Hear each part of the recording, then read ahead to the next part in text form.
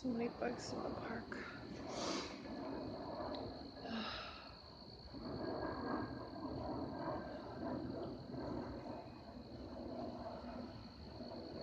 Well, I'm alone right now here in the park besides the bugs. I keep on eating my face and my neck and my ears. I wanted to talk about a few things. I wanted to talk about self-care and energy. Oh, there is someone coming, but that's okay. He's a little bit far away.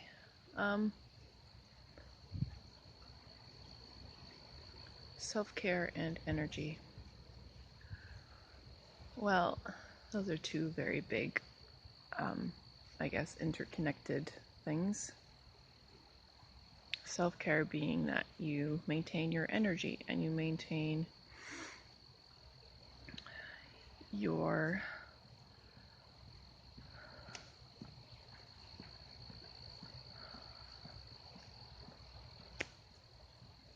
own sense of equilibrium, your own inner creativity, your own inner creative spark, your own true self, and all that you do to expend your energy also directly reflects on how you will need to reconserve and rekindle your own energy reserves, like your own happiness, your own energy, right? Wish this fly would go away, and now it's on my head. Oh, this is awful. Getting eaten by this stupid mosquito.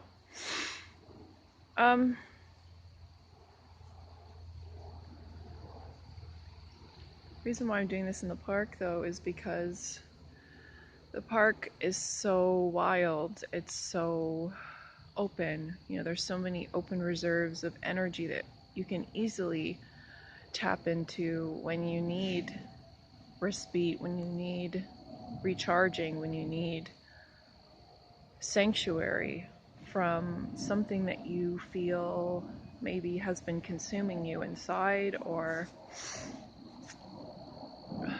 has been weighing on you a lot. The best way to recharge is to be out in nature, to be out in the air, the fresh air, be with the nature, with the very cycle of the seasons. And right now the cycle of the season is fall, which means that everything is starting to decay, slowly mulch and go back down into the earth, and it's starting to pretty much lose its vitality, lose its strength, lose its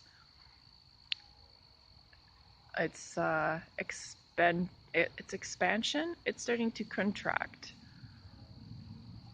So the times that I'm out in nature, I am completely at one with myself and doing my best to be at one with the buggies that like to eat me. And I'm just getting back to the good old friendly person that I am. I spent so many months, the past 2 years have been crazy hellish. It's been a lot of things. A lot of things that I've had to make peace with. And as I developed in my Reiki practice too. I developed very deep connections to certain energy sources, which I still don't really know where they're coming from or who they are. But it was so profound to me that I literally felt like I would just never ever be the same again, and that my Reiki practice would be just, I don't know. I felt like it had been really up-leveled so high that I almost felt like it was too high. It was too much for me. And there were times when I really was like almost self-combusting. It was just so much energy inside that I just didn't know what to do with it all. And because I'm not practicing regularly on clients or on family or friends,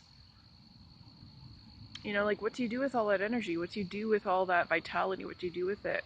Eventually it just starts to erode and it just sort of shuts itself off. It's sort of like this autopilot just says, well, you're not making use of it.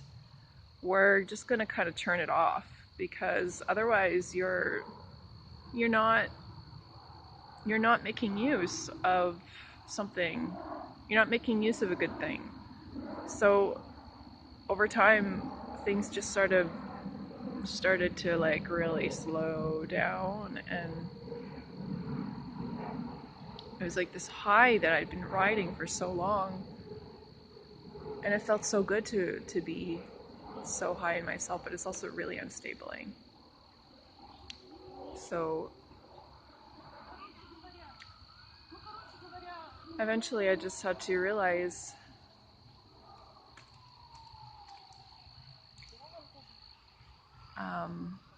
I had to realize what I was doing and what I was seeking to do with this newfound channel, like this open channel inside of me. Like, what can this do? How can this help someone?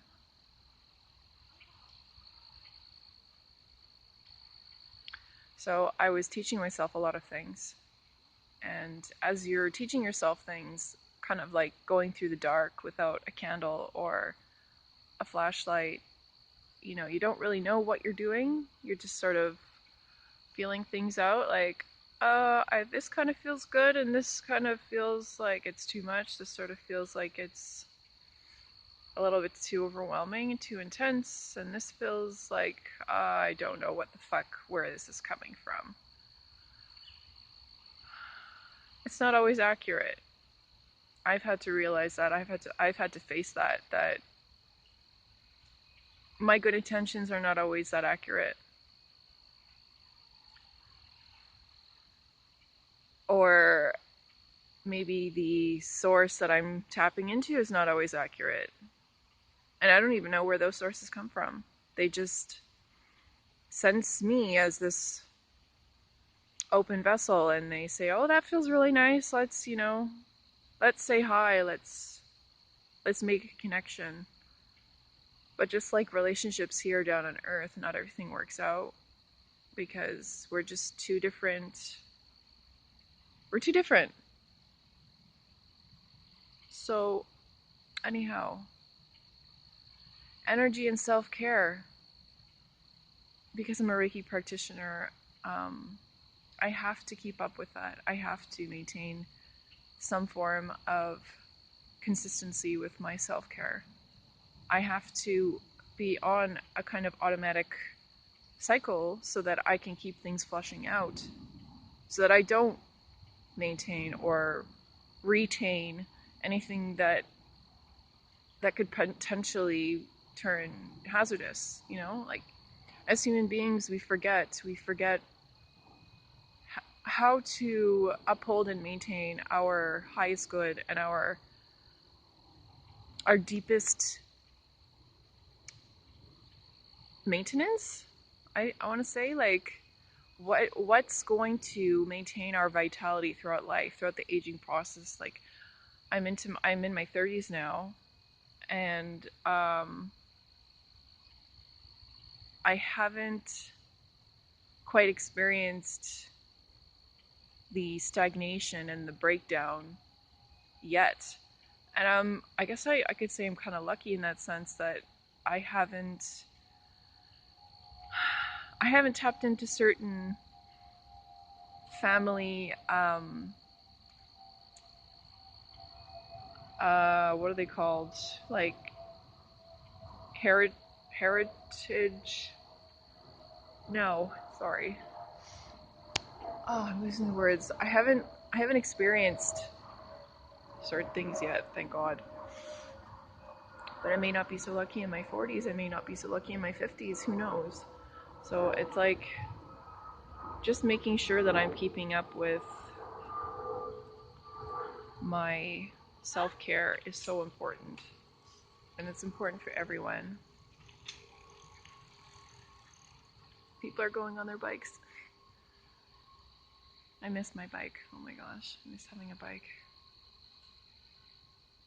I missed a lot of things. Past 2 years have really been very hard. It's predominantly been hard to get back on certain fun things that I used to love doing when I was a child. It's like you go through life, you go through all these experiences, and they're often very hard on you, and you forget about all the the fun and the joy and the freedom that you had when you were a child. And I I sometimes just I literally wonder, like, what is it going to take to maintain that? And I don't know. I think maybe having a family would be nice. Then I could actually really partake in all those fun things. But it's hard. It's hard to like really know what it's going to be like 30 years from now, or I don't know. Like I don't want to go that far, but anyhow, energy energy speaks volumes. It doesn't matter if we can't see it with our naked eye, we can certainly feel it. You know, what you ultimately can't see with your eye, you will feel it in your body. But we still deny our bodies sometimes. Like we deny, no, I'm just going to ignore that feeling. I'm going to ignore it. I'm going to be strong and I'm going to tough it out. I've done that to myself sometimes, and recently it got really to the point where I was like, what am I doing? I know better. I could be doing so much better for myself. And I fell into some really bad old habits of procrastinating and just spiraling down into some really stupid, dark places and wasting my time and wasting family time and precious moments that could have been a lot easier, managed a lot better. I was just getting sloppy.